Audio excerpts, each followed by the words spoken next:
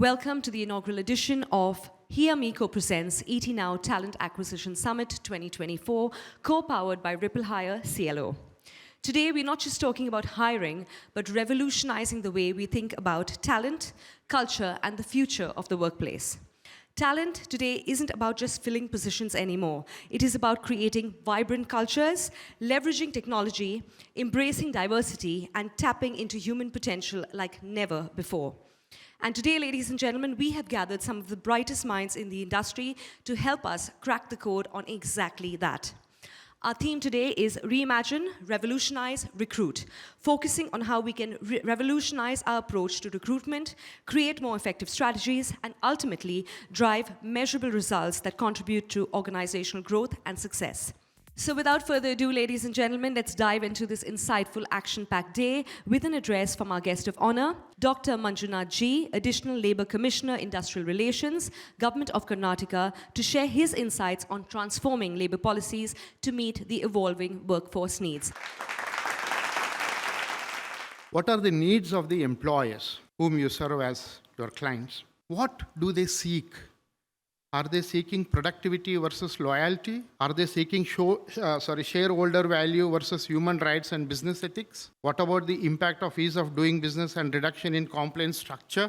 We should also have an understanding about the large segment of self-employed and also micro entrepreneurs. Among the 500 million workforce, 50% are involved in self-entrepreneurship.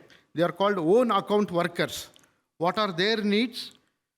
60% of the establishments in this country are having less than 10 employees. Industries and factories having less than 100 are very few or more in number than 1,000 employees like that. So what are the expectations of employees from the employees, the government, and the society? And also MSME sector and job requirements. These are the days where you also have platforms and aggregators, as we call, and what are their issues. So needs of the employees are very important when you take up this talent acquisition. Thank you very much. Up next, we have a session on, our speaker is going to discuss effective talent attraction, the cornerstone of a successful talent acquisition strategy. To take the session forward, please join me in welcoming Siddharth Kannan, Senior Director, Client Success, Hiyamee. We believe that talent attraction is something that is an ongoing process. You attract talent to your company by putting yourself out there. Your leaders, be it your tech leaders, your thought leaders, your HR leaders, these people become your brand ambassadors. That is the strategy that Hiyamee follows. We go out into the market, we try and get talent for you that's passive. We try and get talent for you, not from a perspective of hiring immediately, though that is the end goal for everybody, that is the ROI that we are looking for, but as building a community. Once again, talking about social media influencers and so on, why do they build their influencer base? All of these people are important because they have a lot of people following them, and that is what we as companies also need. We need followers, we need people that are constantly being engaged by our teams. The minute we have followers, this becomes our talent pipeline. So these culturally fit, technically fit candidates become your captive talent pipeline, and that is exactly what Hiyamee does. Hiring or recruitment at the end of the day is a service that we're providing. And just like any service, first and foremost, you need to understand the audience that you're dealing with. So what does the business need? That is your first and foremost primary concern. Once you understand what the business need is, then it's a matter of attracting the right people to that particular role, which means you have to focus a lot on the experience that a candidate faces. So it's a two-way street. You have to keep business happy, for which you need to make sure that you understand what you need to go and look out for, not wasting business's time by getting them rubbish. And at the same time, well, once you hit the market, you also need to be able to explain what your business is. So you need to make sure the candidate experience stays great by keeping them engaged throughout the process and making sure that the candidate by themselves doesn't feel lost at any particular point in time. Handhold them from the very beginning till the end. And of course, any strategy that you're looking at always has to be a long-term strategy. Anytime that you are trying to fulfill just one particular role in a short amount of time, you're planning for failure unless you are looking ahead and making sure that you have a pipeline built that can also take care of future roles that come in. How can you make things quicker? By automating as much as possible. Unfortunately though, the talent acquisition field is a very people-centric field. You cannot let go of the actual personal touch that you have to have. So there are certain things that you can automate. There are processes that you can automate. The operations sector of it, you can automate that to a very large extent, saving a lot of time. But there is only so much that you can do. You cannot automate the entire function. So use AI as far as possible in terms of the automation section so that your man hours, the total number of man hours required to do anything is lowered, but still keep that personal touch in place by hiring excellent people to manage the talent that you're getting in. A lot of times, especially in the IT sector, people tend to look only at the skills. Skill-based hiring is good. Yes, we do require people with the right skill sets. But are they team players? Are they people that are going to help your organization grow at the end of the day? If they're an individual contributor, somebody that just does their own work and leaves, well and good. You can get somebody with zero soft skills as long as the person's good at what they do. But if you're talking about a person being a part of a team or facing a client, soft skills are getting more and more important in today's day and age. You cannot ignore the soft skills. So I'd say, yes, make sure that the person that you're hiring, depending on what business unit you're hiring them for, make sure that they have a good balance of both the technical skills and the soft skills that you require. So, ladies and gentlemen, up next we have a very interesting panel discussion on purpose, performance, and passion, the new era of strategic hiring. What are those things which one need to really take care of as a challenge, and one thing which one needs to take care as a success criteria when implementing a hiring strategy? So I think everybody understands that we have to be agile and we should have agile recruitment process, and agility should be there in all process as an organization. And the key takeaway is that be on a learning path, irrespective of the maturity of the organization that is there today. And adaptability to the technologies is inevitable. However, using rationalization as where, when, and how to use the technology is very important at all levels. I think in the current scenario, while tech is in the center of everything, you cannot do away with human element of touch. So tech and touch will go parallel. And the one challenge for the recruitment community is to balance agility with quality, with diversity, and experience. The depth of your human touch and where you apply that human touch will be the key. Everything else will be uniform. So I think we should prepare ourselves as companies to really get our people to go deep into the market, build relationships with people, and take pride in the kind of human touch that is out there. Make the entire recruitment process more relevant to the current market landscape, to the current set of people whom you are hiring for, and be bold to embrace the change that's going to hit us. Find innovative methods that you can make it much more better. Thank you, everyone. Thank you. Thank you, everybody. Have a good day. Thank you. In our next session, we're going to be hearing about from legacy to leading edge, reimagining talent acquisition tech in the world of AI agents. Please welcome to the stage Shweta Maheshwari, Director Sales, RippleHire. Let's put our hands together and give Shweta a warm welcome. Let's look at some of the common problems, right? I mean, whether we are talking about the global systems or the local systems, I think this is something that you will all identify with in this room, right? Duplication is an issue. How many times have we heard that, hey, duplication only works on email ID and phone number? How easy it is for me to just change a phone number or an email ID, and, you know, like so much clutter gets created in the system. So that's something, because again, these systems have very, very stringent rules on duplication. There is one rule for India, for outside of India, right? So that's a huge issue. Thank you so much. In my opinion, the three key components that make a winning TA strategy are alignment, engagement, and adaptability. Firstly, alignment. It's very, very important that TA leaders align with the business on the business goals, long-term and short-term priorities, so that they understand using data what are the skills currently available for them, what are the skill gaps and they have to hire or build internally, what are the kind of places they need to hire people from, etc. So it becomes very important that there is an alignment within the business and also understanding what are the future goals and how many people need to be hired for now and how many for the future growth. The second part is going to be engagement, the biggest part of it, because ultimately how we engage with candidates is going to play a big role in how successful the TA strategy is going to turn out to be. Firstly, employee engagement, because employee referrals is a big source of hiring, a lucrative source of hiring. So ensuring that the employees are engaged will play a huge role in terms of how the operationally talent acquisition strategy is going to look.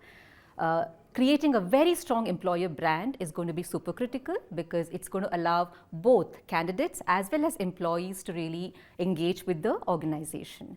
Lastly, it's going to also play a big role in how the experience for the candidate is planned throughout the hiring journey, ensuring that the practices in the processes are unbiased and inclusive and are something which actually makes a candidate stay engaged at every step of the hiring journey is going to be very important.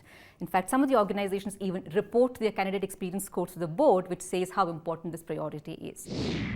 So ladies and gentlemen, taking the stage next, we have Mr. Sailesh Singh, Country Head India and Philippines, Cielo, to enlighten us on the future of talent and acquisition. Let's give Mr. Singh a warm welcome. Over the years, one of the biggest challenges for talent acquisition has been the inability to define what are the skills that we are recruiting for. The JD was made 10 years ago. It hasn't been updated in the last 10 years. The role has changed. The hiring manager is hiring for the new role, but the JD is still talking 10 years ago. So we've not brought in those changes. So we said, let's try and understand how the world is changing. So we at Cielo did some research and came up with these 5 key skills, which we feel are the skills of the future, not just for talent acquisition, but for businesses in general. The ability to create new revenue models through entrepreneurial mindset. I think that's the most significant skill set for the future. The ability to ideate and think laterally to innovate. Cognitive ability to deal with constant change. There's a lot of chatter about change. So change is not just a behavior. You've got to have the ability to absorb change, process change, and deal with it. And there's a bit of cognition involved there. Ability to identify and manage risks. And we do that all the time as recruiters. When we make an offer, there's a huge risk that the person is not going to come on board. The ability to anticipate it and manage that risk is a key skill set that every person who is in business would need to learn, more so the recruiters. And finally, the competence in using new tools and technologies, which was rated as the highest. And again, a question to all of you. Do you think the ability to manage and learn new tools and technologies is the most crucial skill set that employees, particularly in talent acquisition, need to learn? Thank you. The ability of organizations to leverage data. We all know that we are sitting on piles and tons of data in the world today, right? And if you look at organizations that do very well with marketing, they use that data to define customer behaviors, customer personas, customer preferences. I think it's high time that organizations use the same approach to define personas for candidates by leveraging data that is available for every individual now on the web and using that to assess who is the right fit for the organization. And I think that really is something that organizations should be focusing on. The second point is around the relationship that talent acquisition teams develop with business leaders. So gone are the days where you could just recruit on the sideline. Organizations must train recruiters and their talent acquisition teams to work very, very closely with the business so that they understand the business as well as probably the business leaders do. I think when the talent acquisition teams get to that level of understanding of what the organization does and what the business really is, the ability for them to be able to get and predict the right hire goes up significantly.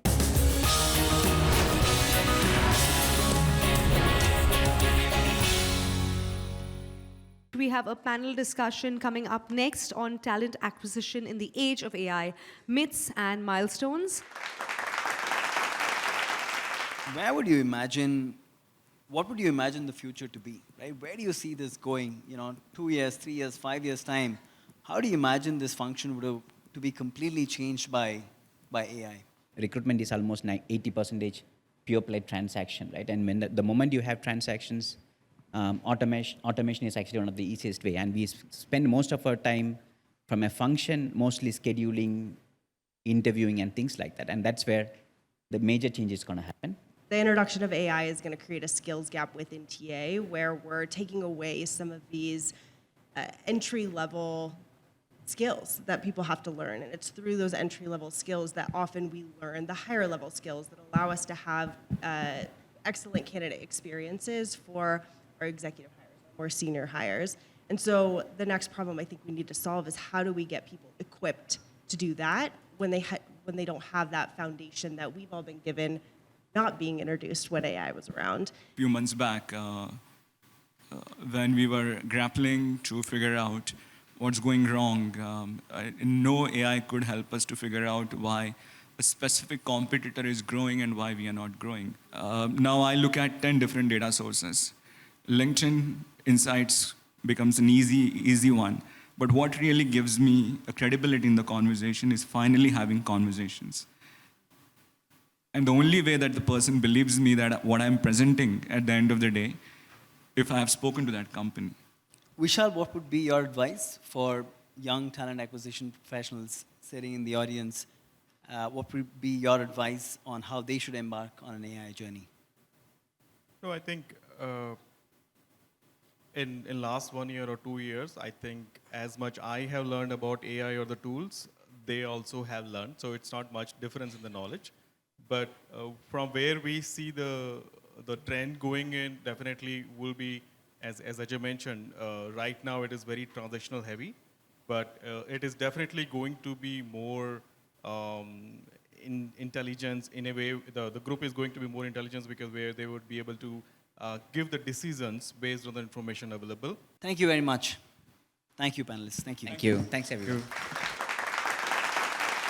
We have a panel discussion coming up next. This discussion is going to be centered around, in the best of times and the worst of times, weather-proofing talent management. What strategies can organizations adopt, or what you have adopted as an organization, to foster employee engagement and experience during both prosperous and turbulent times? Leaders are communicating very clearly about the organization priorities to our employees. And, it can be done through town halls, hurdles.